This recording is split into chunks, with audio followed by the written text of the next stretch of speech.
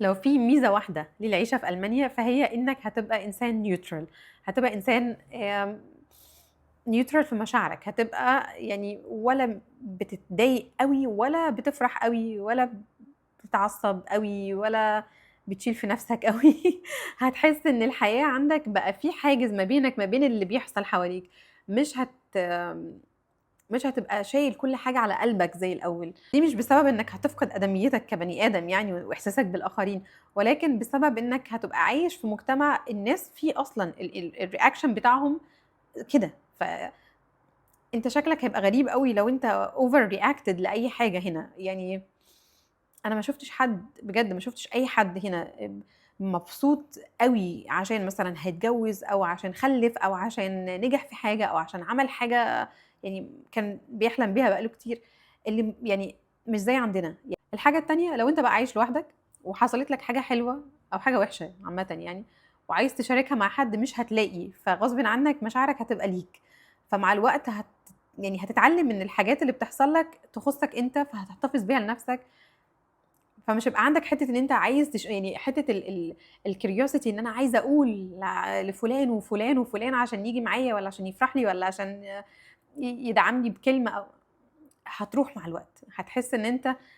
يعني الحاجة اللي بتحصل لي دي يمكن ما تهمش حد تاني فهاحكيها ليه؟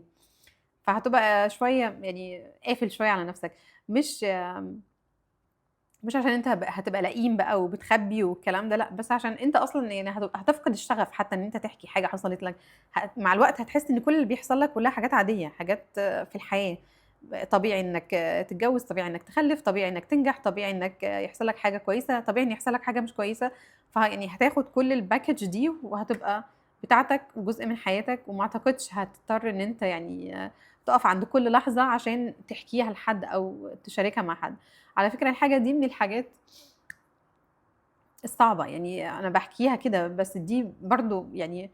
ما بتبقاش حاجة سهلة، لمّا بتفقد إحساسك إن أنت عايز تفرح بحاجة مع حد، الموضوع بيبقى صعب، بجد بيبقى صعب، لإنك ما بتحسش بقيمتها، يعني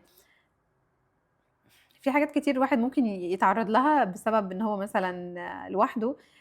ما يحسش بيها، ما يحسش ببهجتها، زي مثلًا لو حصل عيد الميلاد، أبسط حاجة، لو عيد ميلاد لوحدك هتعمل إيه؟ ولا أي حاجة، ممكن تجيب حتّة جاتوه والّا حاجة وتاكلها مع حاجة ساقعة وخلاص على كده وهتدخل تنام، يعني ما فيش أي حاجة هتعملها. لكن لو عيد ميلاد بقى أنت عامله مع جروب وناس بتحبك وناس بتحبها وقاعدين بتهزروا وبتضحكوا، في memory في ذكريات وفي لحظة يعني تفتكرها بعد ما تمشي، دي حاجة ودي حاجة، دي حاجة ودي حاجة.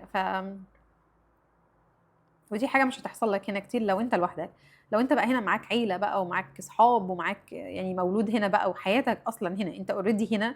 دي حاجة تانية مش باتكلم عن ده، أنا باتكلم عن حد جه لوحده ألمانيا وعايش لوحده وما عندوش دايرة اجتماعية مقربة أوي،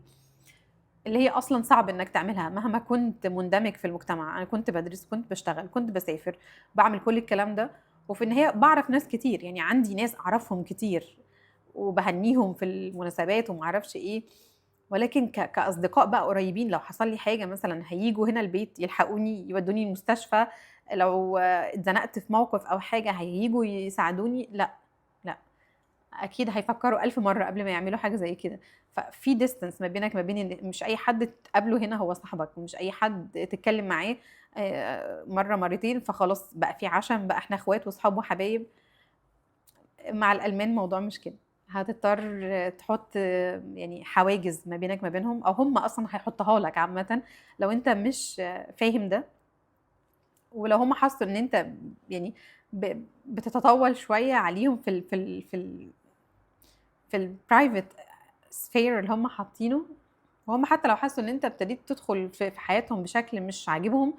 ممكن ما يفكّرش يكلّمك تاني، يعني في حاجة أحيانًا بتأثّر عليَّ بالسلب للأسف، يعني أنا already متقبّلة نمط الحياة هنا وفاهمة الناس هنا بتفكّر إزاي، وعلى فكرة هي مش حاجة وحشة، أنا مش باتكلّم كده عشان أقول إن هي حاجة وحشة، هي حاجة مختلفة، مختلفة عشان إحنا مش من هنا، أنت لو عايش هنا ومولود هنا دي هتبقى حاجة حياتك الطبيعية عادي جدًا زيّهم، ومش هتحس أصلًا باللي أنا مش هتفهمني أصلًا في اللي أنا باقوله ده، بس أنا باتكلّم عن حد دي مش حياته الأصلية وعنده يعني background من مكان تاني الناس فيه interact بطريقة غير كده، في social connection ما بينهم بشكل مختلف عن كده. ف هتحس باللي أنا باقوله ده، هتحس بالفرق ده. compromise، أنت عايز تاخد إيه في مقابل هتسيب إيه، ولكن عشان يعني مع الوقت ما تنشفش من جوّه، يعني مشاعرك ما تنشفش تجاه أي حد، حاول على قد ما تقدر يبقى في connection ما بينك ما بين أهلك في بلدك، آآ connection ما بين أصحابك أنت عارفهم وبتثق فيهم، تقدر تكلمهم مثلًا حتى لو مش هتشوفهم، بس مجرد إنك يعني تمسك التليفون وتكلمهم ويسمعوا لك وتفضفض معاهم، دي حاجة يعني هتفرق معاك كتير. أكيد أي حاجة ليها تَمَن، وغُربتك هنا أكيد ليها تَمَن،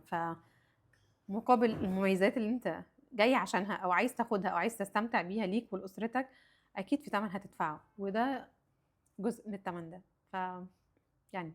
دي حاجة من الحاجات اللي حبيت أشاركها معاكم هنا بسبب العيشة في ألمانيا، وبس كده. تشاو.